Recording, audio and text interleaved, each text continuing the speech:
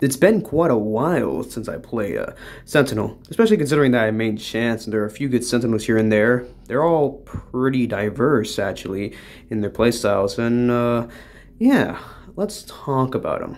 Shuletsky is the main Sentinel that everyone will usually play, since considering he's free now, for whatever reason. I think where he currently is right now, he's still one of the strongest out of the four, and he's very easy to play. He has a sword which he swings forward and can stun any oncoming killer. It's usually best to wait for the killers to charge directly at you before stunning, but only if you're like really needing to, like if you're out of stamina or something. Because let's say you try to hide behind a corner or something, usually a competent killer could just predict you and bait you into swinging. Soletsky can be pretty punishing if you fail a stun, but if you get a little bit low, you can always heal using a chicken that you have, because you have two of them at most, or each game. They heal you a pretty decent amount, and it's very important that you should try to, play Soletsky if you're looking into playing any other Sentinels, like Chance, two-time Guest, I guess, because he's the baseline Sentinel. He's like he's like the blueprint, right? That's what he is. He's the first. So yeah, I think he's a pretty solid A tier. He's still pretty strong. Not the hardest thing in the world to counter though. The two-time rework was something that people hyped up for so long, but if I'm being honest, I wasn't really that excited for him. I'm glad I got to keep the milestone skins, the legacy ones. It made him, it made leveling up before his rework actually worth it now, because I played before he got reworked. He was just a survivalist back then, and now he's a Sentinel. So yeah, Tucson is a very unique character in general, not just because of the fact that he's a Sentinel, but because of how his revive works. His stun is his dagger, which he swings forwards instantly, unless you combine that with his crouch, where you get invisibility and undetectability. And you'll also wind up when you use a dagger if you're crouched. Connecting your dagger on a killer gives him helpless and also heals you a bit. Using your dagger on a killer from behind will instead stun them and heal you more than your usual stab. Usually crouching is kind of useless in my opinion, but it's pretty good for last man standing, I guess. Now, it's very important to hit your stabs because that's where the ritual ability comes into play, as every time you hit a stab, your oblation meter fills up. And once it's fully filled up, then you can use your ritual, which allows you to place a spawn symbol where you stand, and it's basically the spot of where you'll revive. If your oblation meter isn't filled up, then when you die, you won't revive via ritual. If you don't die and you're the last man standing, you'll revive at that spot with 110 HP instead of 40, because usually when you die with the ritual, you'll get 40 HP, and you'll also get weakness and stuff like that, with a little speed boost, which is pretty annoying to deal with. The 110 HP has always been one of the most annoying things about him. That's why you should always focus a two-time early. He's a pretty solid Sentinel that can be super annoying, as he can interrupt your chases, and is really, really annoying, even if he doesn't get backstabs. But he's not the hardest thing to counter, as if they do stab you, like, helpless isn't the worst thing in the world. So like I said, just target the two-time and get them out of there before they get enough stabs for their oblation to activate, and remove them from the game. So yeah, he's a pretty decent B, at least in my eyes. Okay, I know this is going to piss some people off, but you guys cannot tell me that this man is not the worst Sentinel in the game.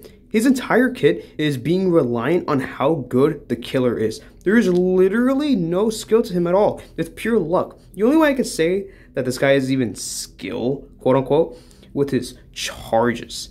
And even then, there's not much credit I can give to him. Guess 1337's stun works where you first have to block an attack from a killer. Block gives you some resistance and allows you to eat the damage dealt from the killer. This will in turn grant you access to your punch, which you can then either use immediately after a successful block to parry, or you can just save the punch for later. Sometimes it's good to parry in most situations if you just want the killer to get off of you, but most of the time it's better to save the punch for more dire situations like last man standing or to protect your supports. And that's the problem. Guess 1337 relies entirely on who the killer is focusing. If the killer chooses not to go for you whilst you're distracting in something, then you literally can't do anything for your team besides ramming into the killer with charge, which by the way makes you charge forward and ram into the killer, which gives him helpless and gives you a bit of invincibility for like a second. If you miss your charge, then, you know, the further you go when you charge, so the longer your slowness will be, which can be up to 15 seconds. Guess has literally the most counterplay out of every Sentinel. As literally all you have to do to counter him is just not use your M1. Just bait him into blocking and then severely punishing him for it. Because just one fail of your block is more punishing than any other Sentinels failing their Sun combined. His entire kit needs a complete rework, because he shouldn't have to rely on how good the opposite team plays to get a stun off. He can be fun to play, sure, but that doesn't deviate from the point of how trash he is as a character. He gets a C tier, and he's gonna stay there whether you like it or not. But yeah, let's get into somebody more fun, okay? Let's be real. Being able to stun from far away is one of the main things that make this man so dang good. Chance has 4 abilities total. His first being coin flip, where he flips a coin and has a chance to either give you a token or a weakness stack, which is infinite, by the way. You can't get rid of you can get rid of the stacks with another ability, but yeah, the stacks always stack. Even if you wait for the timer to run out and then, you know, flip again, the stack will always stay there. Which you can get a total of 3 tokens, by the way, and you can use these tokens to access your other abilities. One Shot is his first ability, or his Flint Knock, whatever, which when he uses it, consumes all the tokens that you've gathered from flipping your coin, and he either fires his gun, doesn't fire, or has the gun explode on him. This is luck based, but not so much to the point where it's dumb, you know, because there's a more likelihood of shooting your gun than there is for the gun exploding or not going off. The higher amount of tokens you have, the more likely it is for you to shoot. And reroll is your second ability, which when used consumed all your tokens, like, you know, One Shot, and rerolls your HP, which is extremely important, as Chance's passive causes him to start with a random value of HP between 70 and 90. When rerolling your HP, your health can either go to as low as 60 or as high as 130. It's very important to usually use your tokens on rerolling HP, or else you'll be dead quick.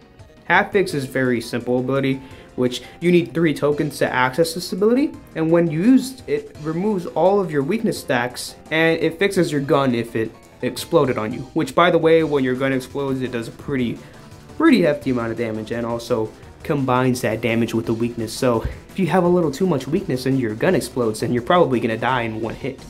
You know, just one explosion is all it takes. He's a very, very strong character though, and kind of gets overshadowed by the other Sentinels, which is weird considering how good and fun he is to play.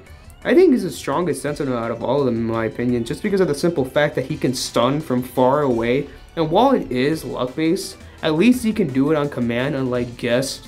And he can be very easy to counter, as his gun does have a bit of wind up, and usually you just need a zigzag or just move out of the way of the shot. But if the chance is you know, if his chance has good aim, then yeah, you got no chance of avoiding his shots. See what I did there? Please laugh. But yeah, he's definitely an S tier though, as he's easily one of my favorite survivors in the game, and easily one of the strongest out of every Sentinel and out of every survivor. I really hope we get more Sentinels that could have some unique variety, like how Chance does with his abilities, because he's extremely unique in the way he stuns killers, and hopefully Guest 1337 gets a rework, because as of right now, I don't like playing him, and I'm never going to touch him again until he, you know, gets changes, because he's not fun to play.